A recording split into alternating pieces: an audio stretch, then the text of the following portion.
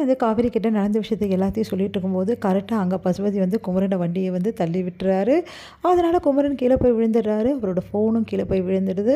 இதனால் குமரன் அந்த ஃபோனை எடுக்க ட்ரை பண்ணும்போது அந்த ஃபோனை போட்டு நல்லா உடச்சி வந்து நசுக்கி காலையே நசுக்கி விடுறாரு. இதனால் குமரன் என்ன பண்ணுறது தவிக்கிறாரு. ஓ, என்ன நீ வந்து மாட்டி விடுவியா, அதனால் ஜென்மத்துக்கு உன்னால் முடியாதுடா அப்படின்னு சொல்லிட்டு போகிறாரு. அதை கேட்டு பசுபதி சொல்லிட்டு போனோடனே செம்ம டென்ஷனாக இருக்கும் போது என்னம்மா ஆச்சு அப்படின்னு சொல்லிட்டு என்ன ஆச்சுன்னு தெரியலையே அப்படின்னு சொல்லிட்டு சொல்லும்போது கரெக்டாக அங்கே நிவின் வராரு.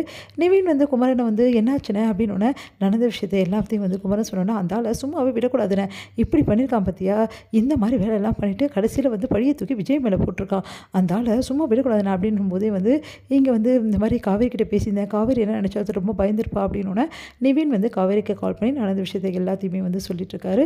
அதனால் காவேரி என்ன பண்ண தெரியாமல் தவிக்கிறாங்க. காவேரி சொல்கிறாங்க மாமா பத்திரமா வந்து கூட்டிகிட்டு போங்க அப்படின்னு சொல்லிட்டு இங்கே விஜய்க்கு கால் பண்ணி நடந்த விஷயத்தை எல்லாத்தையுமே வந்து காவேரி சொல்கிறாங்க. அதை கேட்டு விஜய் அதிர்ச்சி அடைகிறாரு. நீ என்ன சொல்கிற காவேரி, அப்போது வெண்ணிலா வந்து தானாகவே இந்த மாதிரி தவறான முடிவுக்கு போகலையா அப்படின்னு. இல்லைங்க, இந்த பசுபதி தான் இப்படிலாம் பண்ணியிருக்காரு அப்படி சொல்கிறாங்க. அந்த பசுபதியை சும்மாவே விடக்கூடாது, இந்த மாதிரி வெண்ணிலாவை பண்ணிட்டானே, அந்த விட மாட்டேனானே, நீ கவலைப்படாத, நான் பார்த்துக்கிறேன். இருந்தாலும் எங்க நீங்கள் இப்போ உணர்ச்சி வசமாக இருக்கீங்க, ஏதாவது தவறான முடிவு தான் நீங்கள் எடுப்பீங்க, யோசிச்சு முடிவு எடுக்கணுங்க இந்த டைமில். நீ சொல்கிறதும் கரெக்டு தான் காவேரி, நம்ம அர்ஜுன் பட்டால் வேறு மாதிரி ஏதாவது ஆகும், அந்த பசுபதி அதை தான் எதிர்பார்க்குறான், கொஞ்சம் அமைதியாக இருங்க அப்படின்னு.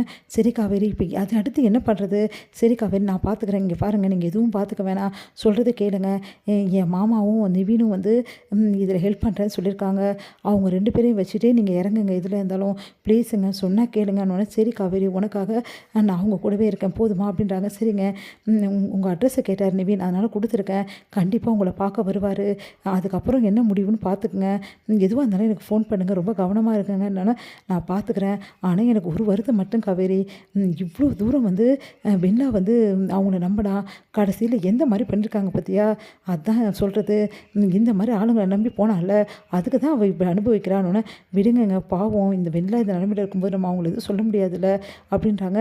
கரெக்டு தான், ஆனால் இந்த நிலமையில் அவள் வந்து இருக்கிறதுக்கு யார் காரணம், பசுபதி தானே, இவ்வளோ தூரம் நான் காப்பாற்றி கூட்டினு வந்து வச்சுருந்தா கடைசியில் வந்து அவங்க கூட சேர்ந்து ஆட்டம் போட்டா, இப்போ என்ன இப்படி ஆகிடுச்சு, எனக்கு ரொம்ப கவலையாக இருக்குது, ஆனால் இவ்வளோ நாள் எனக்கு ஒரு கில்ட்டி இருந்துகிட்டே இருந்தது, பாவம் வெண்ணிலா இந்த மாதிரி முடிவெடுத்துட்டாளேன்னு சொல்லிட்டு, ஆனால் இப்போ தான் தெரியுது இதுக்கெல்லாம் காரணம் பசுபதின்னு சொல்லிட்டு, இப்போ எனக்கு அந்த கில்ட்டியே இல்லை காவேரி அப்படின்னு. அன்றைக்கி என்னமோ சொன்னீங்க எதுவுமே இல்லைன்னு சொல்லிட்டு இன்றைக்கி மாற்றி பேசுகிறீங்க அப்படின்றாங்க. இல்லை காவேரி, இருந்தாலும் அவள் இப்படி பண்ணிக்கினது ரொம்ப கஷ்டமாக இருந்ததில்ல, எனக்கும் ரொம்ப கஷ்டமாக தாங்க இருந்தது, ஆனால் இப்போ வந்து காரணம் வேற மாதிரி தெரியுது, அப்போது வெண்ணிலாவே எந்த தவறான முடிவுக்கும் போகல, இதுக்கெல்லாம் காரணம் அந்த பசுபதி தான் நம்மளுக்கு தெரிய வந்துச்சு, அந்த பசுபதி சும்மாவே விடக்கூடாதுங்க. ஆமாம் காவேரி, அந்த ஆளுக்கு ஒரு முடிவு கட்டாமல் நான் இருக்கவே மாட்டேன், நீ கவலைப்படாத அப்படின்றாரு. சரிங்க பார்த்து இருங்க, அப்புறம் போலீஸ் கண்ணில் மாட்டிட்டிங்கன்னா அது வேறு பெரிய பிரச்சனை ஆகிடும் அப்படின்றாங்க. சரி காவேரி நான் பார்த்துக்கிறேன்னு சொல்லிட்டு விஜய் சொல்கிறாரு. இங்கே வந்து நிவின் வந்து என்ன பண்ணுறாரு, விஜயை தேடி அவர் இருக்கிற இடத்துக்கு வராரு. நிவின் நீங்கள் கவலைப்படாதீங்க, உங்களுக்கு நான் உண்மையிலேயே நல்ல உதவி பண்ணுவேன் அப்படின்னு சொல்லிட்டு நிவின் வந்து விஜய்கிட்ட சொல்கிறாரு.